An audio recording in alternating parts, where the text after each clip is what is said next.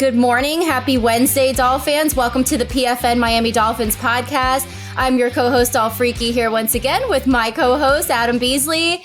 Good morning, Adam. Fins up. The things we do for our listeners, right? A little behind the curtain. It's 7:51 a.m. here on the East Coast. It's early. You have kids. I have a kid. School day. Yeah, you've had a very busy week, and so have I. And so we just try to fit the podcast in where we can. And this time it just happened to be early in the morning. I'm literally like drinking my coffee still. I chugged about half of it already. So hopefully I can bring you guys the fire. For those that are listening and not watching, she just lifted up a Miami Dolphins mug. Oh, this mug is so dope. This is a Hall of Fame mug that Ashley 305 Sports Babe made.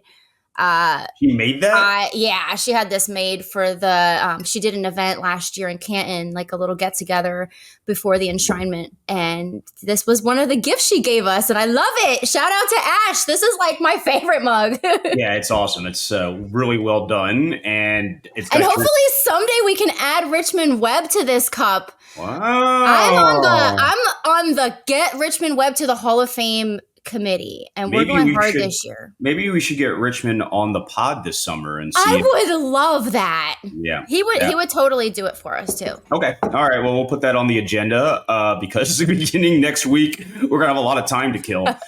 Yeah, for sure. Yeah, this is the last week of football until probably like July 23rd or something like that. Mandatory minicamp is this week. You guys will forgive my voice. I think these allergies are kicking my butt. Pollen in the air is fierce down here in South Florida. But you know what? We're football players. We're going to tough it out, right? Mm-hmm.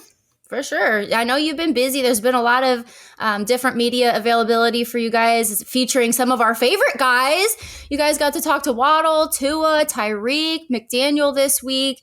Do you have any takeaways from all that? Well, sure. There's a ton of stuff going on, to your point. I think what we should do is first talk about the first mini camp practice yesterday, because that was the first time we really saw the entire team together. And again, it wasn't the entire team. There were a bunch of guys that did not practice, did not see Tyreek Hill out there, did not see Odell Beckham out there. Teron Armstead didn't really do anything. And on defense, there was some, obviously, Jalen Phillips and Bradley Chubb are still a long way from their return. But you kind of got the little bit of sense of, hey, this thing could look pretty good. Like all these pieces are starting to come together a little bit. And we won't know obviously much until they put on pads. And I think the joint practices, they're going to have 3 different sets in the preseason. They're going to be pretty revealing. But it was cool to see kind of the gang back together yesterday. I mean, it was for the first time. This is like their third availability we've had watching practice, and the previous 2 were OTAs. And those were, I mean, that it was like a 4th preseason game, the personnel they had out there on the field. No longer the case. And we saw Waddle yesterday. Waddle, 28, that's what they call him now. The new $28 million man got his contract extension. And he looks good. And I know he'd been working on this offseason, getting quicker, which is hard to imagine because he's one of the fastest players in the world. But I think he wants to be more sudden. And I think that's what the point he was trying to make, is that he can be more helpful if he's more sudden. And he looked like fantastic out there. And it was really encouraging to me to see how seriously he took this offseason.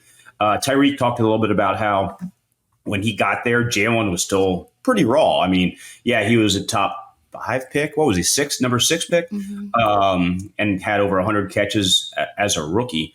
But the Jalen Waddle we're seeing now is leaps and bounds better than the Jalen Waddle that we saw his rookie year. So I think that's really encouraging. It was cool to see Jalen Ramsey out there with Kendall Fuller. Didn't get a chance to see Kader Kuhu. I think he's dealing with something minor, but like what the defensive backfield is going to look like. Certainly we've seen Javon Holland and Poyer out there a lot together in OTAs, but this is the first time the corners were there. The linebacker core was still a little hit or miss. I mentioned Chubb and Phillips weren't available, and neither was David Long. For some reason, he didn't practice yesterday, but Jordan Brooks looks smooth out there. And we kind of got a feel for the rotation of what the defensive line is going to look like as well. And we'll get into more of that, obviously, in the fall. full disclosure, there are strict rules as to what we can report on. We can't tell you who the starting lineup was, and we can just basically tell you who practiced, who didn't, who had big plays, who did not.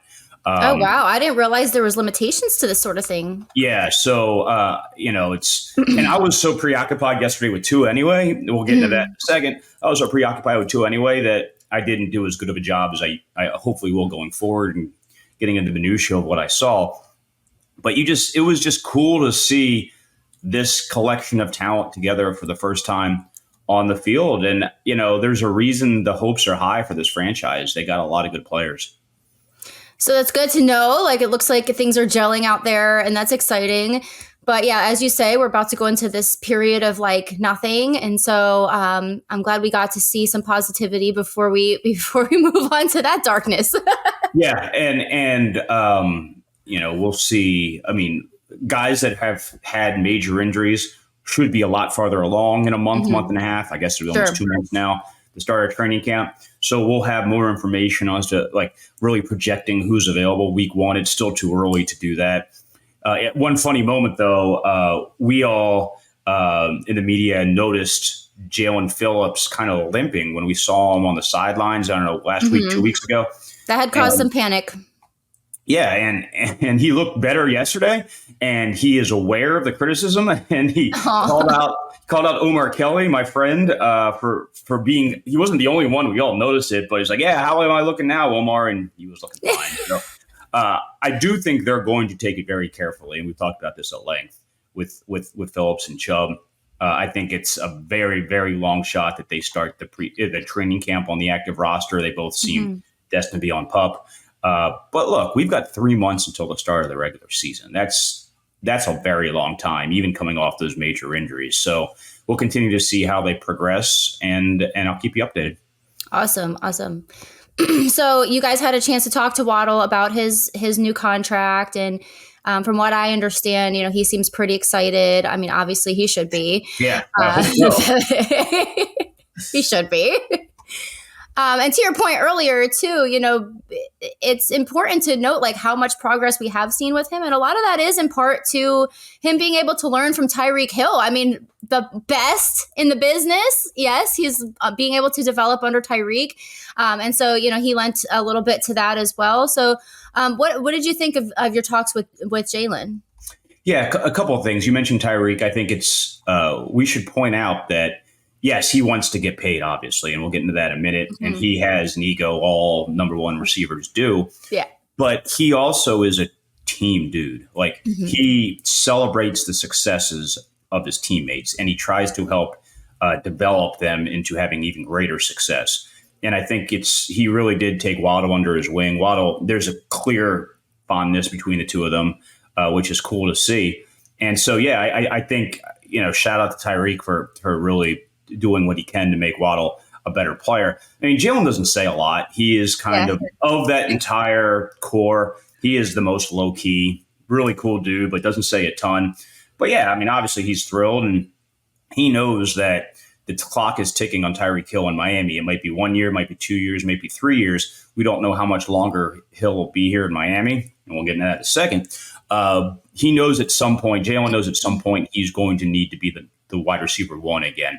And I think this process has helped him be far more ready for that time, that eventuality, than when he was a rookie. When he was a rookie, I mean, people were like, why aren't they using Jalen Waddle right? I mean, he's running a bunch of 4-yard routes, and he's catching 1 million balls for 1,000,001 yards. What's going on here?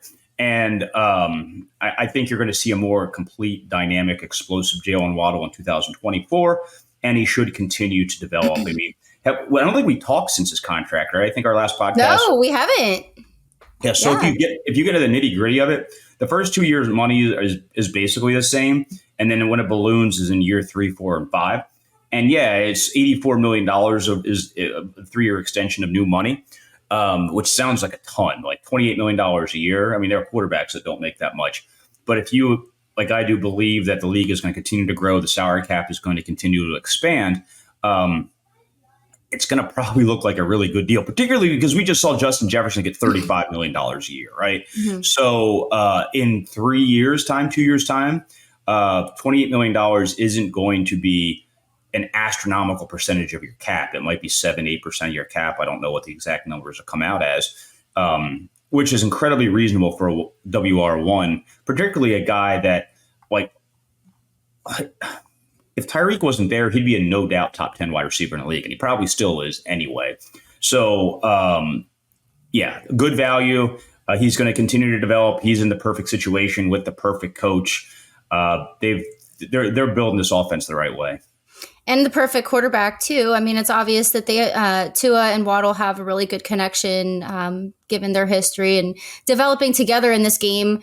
I thought it was a little bit hilarious how, I mean, you guys asked everyone about Tua's new look. And Waddle, quote, I told him I missed the chubby Tua man. Yeah. So obviously the big buzz is Tua's new look, new hairdo, potentially new teeth, new weight. They had a fan meet and greet with Tua last week, and some of the pictures that came out, we had Tua looking a little bit less Tua-like, and they were saying some of the fans look more. He looked like a completely different person. He really did. It threw honestly, me off. he looks 5 years younger too. Like, you look at him, and I think because he shaved his beard and he's got the hair. He was clean shaven. That little, curly hairdo, I think, gave him some youth as well. But yeah, also losing that weight. It makes a big difference. He looks like Tuscaloosa. Why can't I say that? Tuscaloosa Tua. If not for that, the tattoo sleeve, like I would have seriously been contemplating, like, who actually is that? Did they send an imposter to the fan meet and greet? So he definitely has a different look. Mm-hmm. And I think he has a different edge, Allie. And we can get into this at length if you want. Yesterday was very, very interesting. Well, first, let's talk about him in practice. Mm-hmm. Lights out. Absolutely lights out in 11-on-11. I think he was in red zone 7-on-7. He did not do any 11-on-11. On 7-on-7 in red zone, he was 11 of 12 with 4 touchdowns, and his only incompletion was a drop. All right. Oh. So he was totally dialed in. So then the other set of 7-on-7s they did, and for those that don't know, 7-on-7s is what it sounds like: 7 offensive players versus 7 defensive players. Basically no trench play, just wide receivers, tight ends, running backs, quarterback against the defense. Okay. And he was totally dialed in red zone, and he was totally dialed in. I think they started at the +40 and went from there. I can't remember one errant pass. The passes that were not completed were either broken up or dropped. I mean, just really, really dialed in. And he put on a clinic yesterday. It was great. Didn't see him, however, in an 11-on-11s. And there's a reason why. He is doing what's being called a hold-in. And a hold-in is the sister, I guess, the cousin of a holdout. Holdout is not showing up. And he held out, so to speak, parts of the voluntary program to express his displeasure with the fact that he doesn't have a new contract and he wants a new contract. You get to mandatory minicamp, you get to training camp. If you miss those practices, it's a guaranteed fine. Mm-hmm. Like, he will get fined. And not only that, it's very, very disruptive, far more disruptive than a hold-in. So he is a holdout, right? So a hold-in is like the gentleman's holdout. So he is holding in at mandatory minicamp, and he's doing 7-on-7s. He's warming up with the team. And then when it's time for team drills, he's on the sideline. And Skylar Thompson's in there, or Mike White's in there. And they're the ones leading the number one offense. And, you could obviously see a drop-off in performance from when Tua was on the field and when Mike White was on the field, or when Tua was on the field and Skylar Thompson was on the field. And that's by design by Tua. Like, a hold-in is, hey, look, we're not going to completely throw a grenade into the franchise, but we're going to remind you how valuable we are. And he did it yesterday. I mean, the offense did not look the same when Tua wasn't on the field. To be expected, Tua's a Pro Bowl quarterback. Mike White and Skylar Thompson are backups. But after practice, after he had this lights-out performance in 7-on-7 and didn't do anything in 11-on-11, after that lights-out performance, he talked. And I mentioned a difference in personality. That was the most pissed off I have ever seen Tua in a press conference. and I had you read the transcripts, and then you watched the video. And what was your impression? So, I mean, he's not a guy of a lot of words either. So reading the transcript, I felt, like he's chill. He's cool with this. Like everything's fine. He's just waiting it out. And then when I saw him actually speaking, you can totally tell a difference in how he was delivering those words. And I believe he is concerned. I believe he is pissed off. And I know you guys specifically asked him, like, what types of words are you feeling? Are you pissed off? Are you antsy? I think he's all of it. Yes. And I don't think he wants to come out and say, F you, Miami Dolphins, but he kind of wants to say, F you, Miami Dolphins, because look, this is something that is going on. We're not talking about a 4-month negotiation. They've been talking to his agent about this since, I think, last offseason. So we're probably 12 months into this. I know they shelved it once the 2023 season started, and they picked it back up. But here, Tua, I'm going to speak for Tua right now, and I have a pretty good idea how he feels. He has done everything that's been asked of him. Everything. He has gotten healthy. He has overcome Brian Flores. He has flourished in an offense. He has become Mike McDaniel's extension of his body on the football field. Mm-hmm. He has been an incredible leader. He's led them to the playoffs twice now. He's made the Pro Bowl. He's led the league in passing. All these boxes that you want your franchise quarterback to check, he's checked. Now, in his final year of his contract, he's saying, guys, enough of this BS. It's time to pay me. You pay franchise quarterbacks the summer before their contract expires. That's what you do. In the case of Justin Herbert, you pay them 2 years, the summer 2 years before their contract expires. Joe Burrow, 2 years before their contract expires. These are guys that are in his draft class. These are guys that have already gotten paid. Tua, meanwhile, is sitting here and saying, where's mine? And there has been progress. This isn't to say the Dolphins have been like, screw you, Tua. You're playing under the 5th-year option. We're going to get the March. We're going to franchise tag you. And if you don't like that, we're going to franchise tag you again. There has been, I believe, a good faith effort by the Dolphins to try to make something work. The problem with that is what Tua wants and what the Dolphins want are clearly two different things. Mm-hmm. Clearly. And again, this is just speculation. This is me reading between the lines.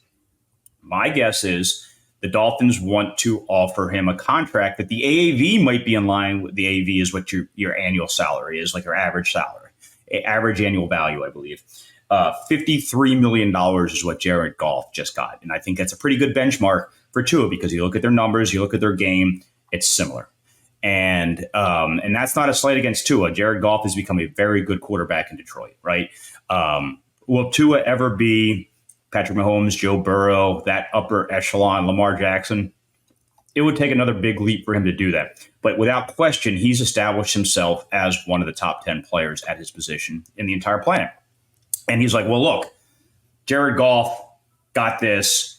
I want that. And Dolphins might be, okay, sure, we'll give you $53 million AAV, but it's not going to be guaranteed. Yeah. And it might be dependent on your playing time. And you got to stay healthy. And what Tua is probably saying is, look, other quarterbacks in my position don't have those stipulations, right?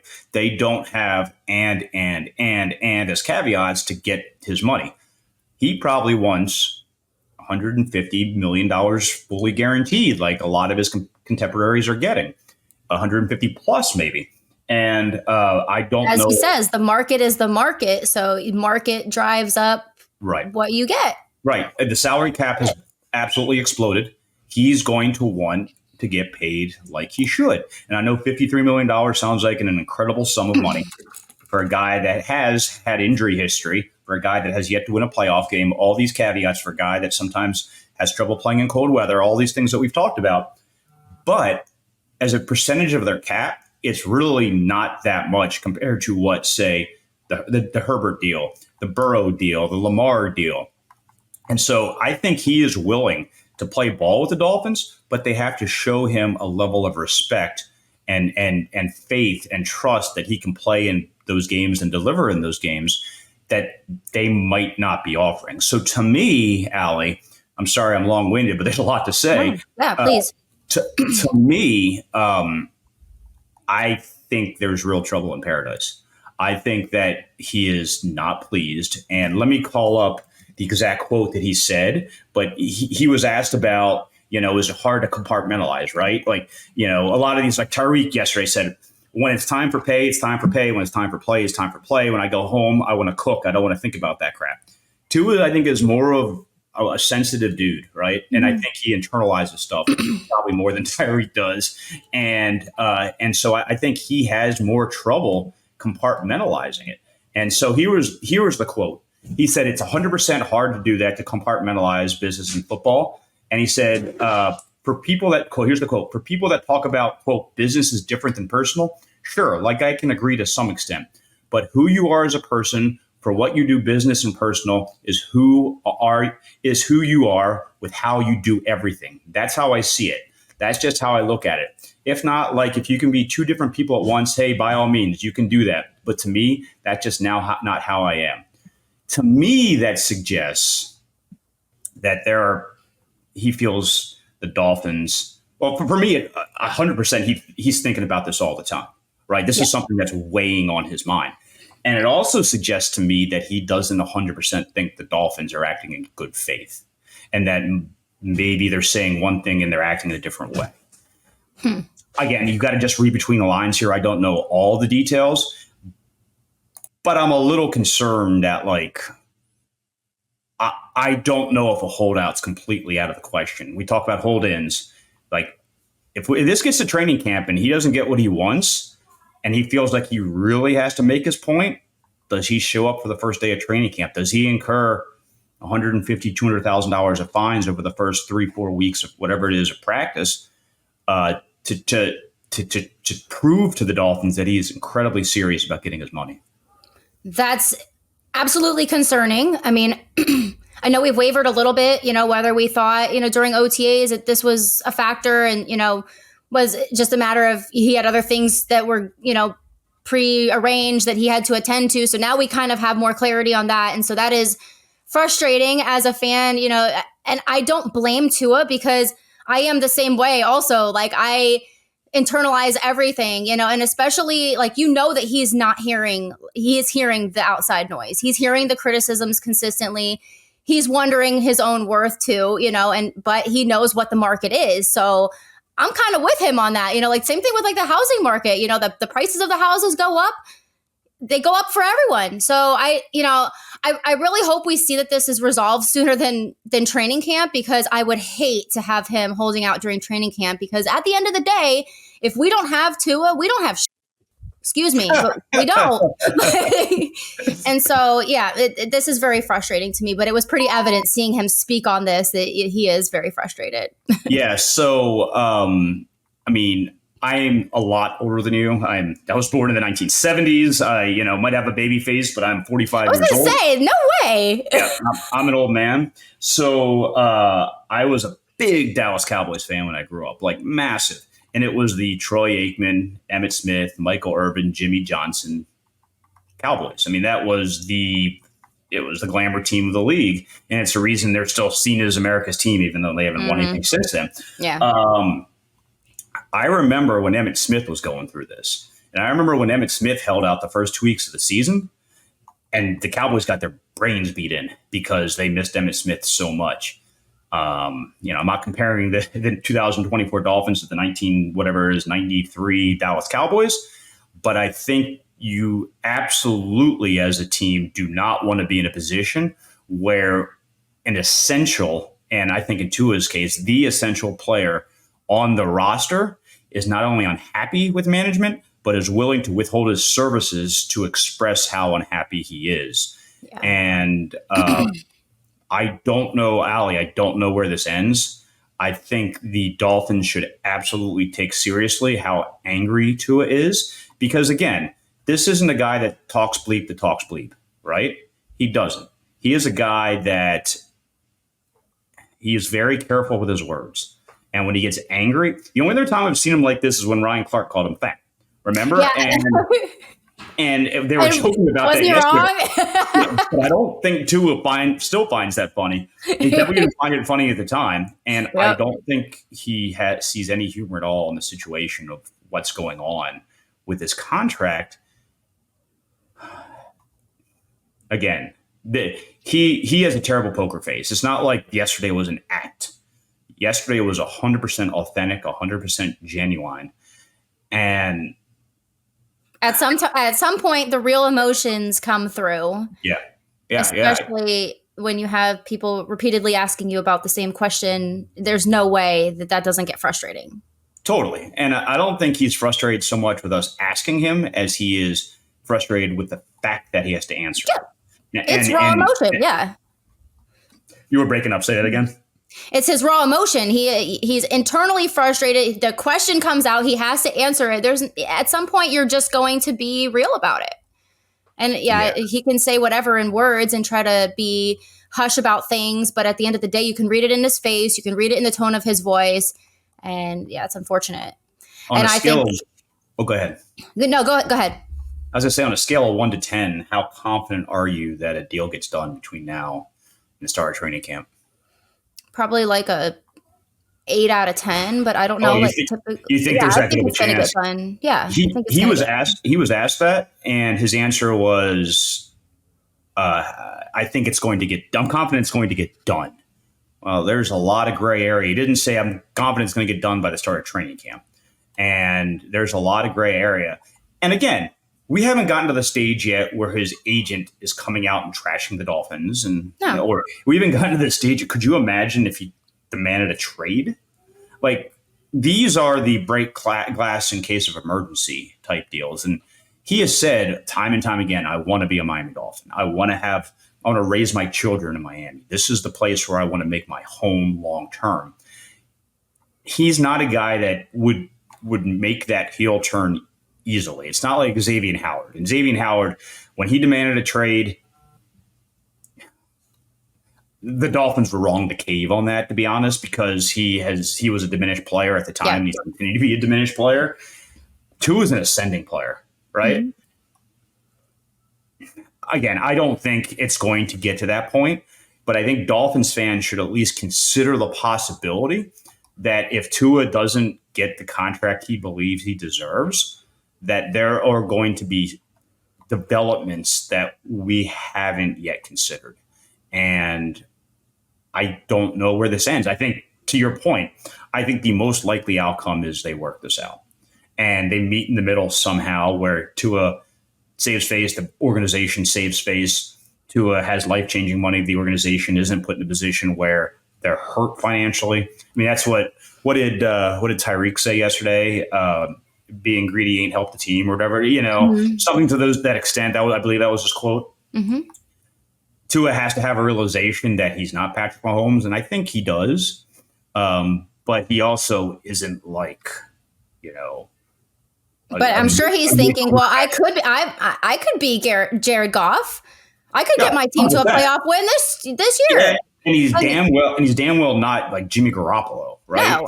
And people, I forget who said it this week. Somebody said your contract is not based on what you've done; it's based on what you're going to do. Right. What the expectation is that you're going to do going forward. And one last point, because I got to go run to practice. It is interesting, like. To me, I don't know if you saw the reaction McDaniel had when asked specifics about the negotiation. He was basically, whoa, bro. Yeah, he doesn't want any parts of that. Whoa. I'm here to coach a football team. Let them do their jobs. I think his quote was, I'm here to make sure they know the snap count. Yep. Like, that's, he does not. I don't blame him for not wanting to have any part in this. He wants no part of that smoke. So I think yesterday was like, again, we only have this much of the information, right? Yeah. We don't know the full context.